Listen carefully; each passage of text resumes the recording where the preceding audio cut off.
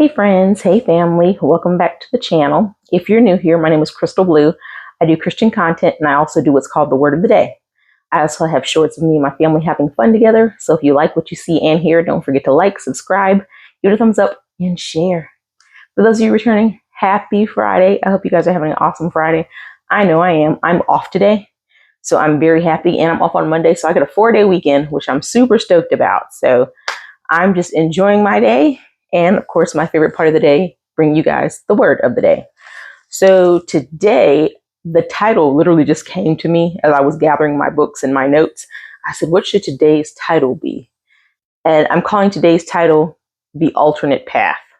We're going to talk about Samson today. Now, if you guys aren't familiar with the story of Samson and Delilah, I will give you a brief overview. Samson was a Nazarite. He was born to his mother, who was she was barren. So she kind of falls along those same lines of John the Baptist's mom. Sarah, being older, not being able to have a child. And the angel of the Lord came to Samson's mother and said, you will give birth to a child, but you are not to have any alcohol, anything fermented while you are pregnant with him, and you are never to cut his hair. His strength was going to be derived from his hair. So just a little background on that. So Samson is born, just like the angel of the Lord foretold. He's born and he never cuts his hair. He has this long, beautiful hair, and that's where his strength lies. So Samson was supposed to defeat the Philistines because he was a warrior for the Israelites. He was to go and, get them from captive because, once again, the Israelites, they were being disobedient again and they became captives to the Philistines. So Samson was to go to war against them and defeat them. But Samson got distracted by a beautiful young lady named Delilah. Now, Delilah was one of the Philistines. And little did he know that Delilah was using him to find out where his strength derived. So they got together and she asked him several times, where does your strength come from? Where does your strength come from? And he lied to her 3 times. And she got upset and she said, you don't love me because you won't tell me where your strength actually lies. And I'm going to read a little bit of this. This is in the book of Judges, chapter 16.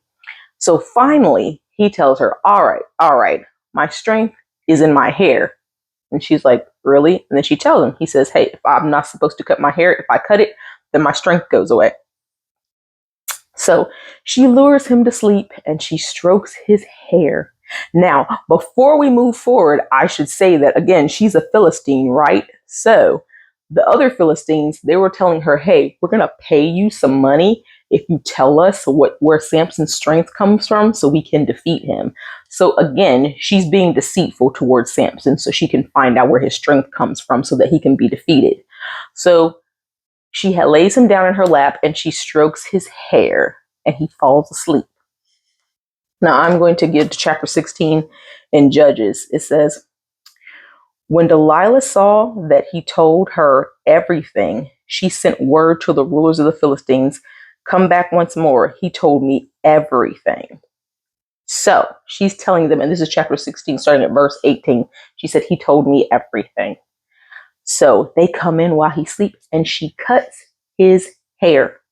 And then all of a sudden she screams, Samson, Samson, the Philistines, they're here to get you. They're here to get you. He jumps up. And of course, he thinks he's going to defeat them like he always has. But then he realizes he's weak. He doesn't have any strength. And the Philistines take him captive. And this was not supposed to happen. But they take him captive and they gouge his eyes out. Now Samson, he can't see. So he's a prisoner now. And the Philistines, they are worshiping their God and celebrating and being so happy and praising whatever idol in an area called Dagon. And it's got these giant pillars. It's this massive area. And they say, hey, let's bring out Samson. Let's bring out that great, strong warrior. So they pretty much bring him out and they pretty much torment him and torture him. Since Samson can't see, there's a guy leading him up the steps of Dagon. And he says, could you lead me between the 2 pillars? Because Samson's been there before. He knows that there are 2 pillars there. And the guide puts him in between the 2 pillars. As the Philistines are laughing and joking and mocking him, he prays to God. Samson says, God, give me strength one more time to take down the Philistines. And as he's praying, he pushes the pillars and he takes down Dagon and all the people in there. It's over 3,000 people in there, men and women. Unfortunately, he's killed as well with the Philistines. Now, I said all that to say this. I gave it the title, the alternate road.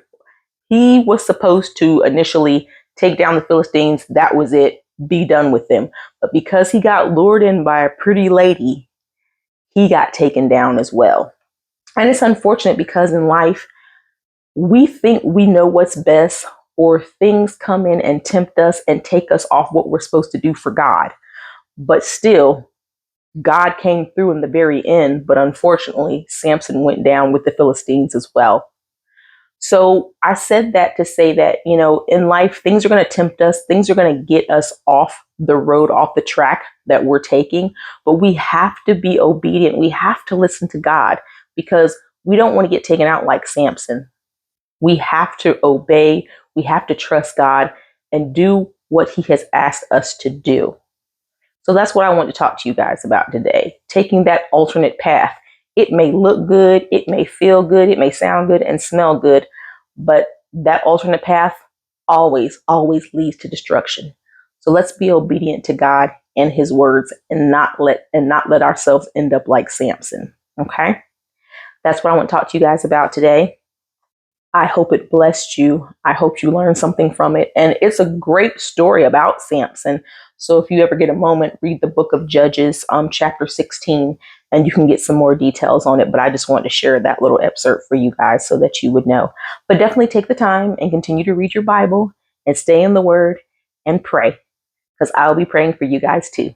Love you. Bye-bye.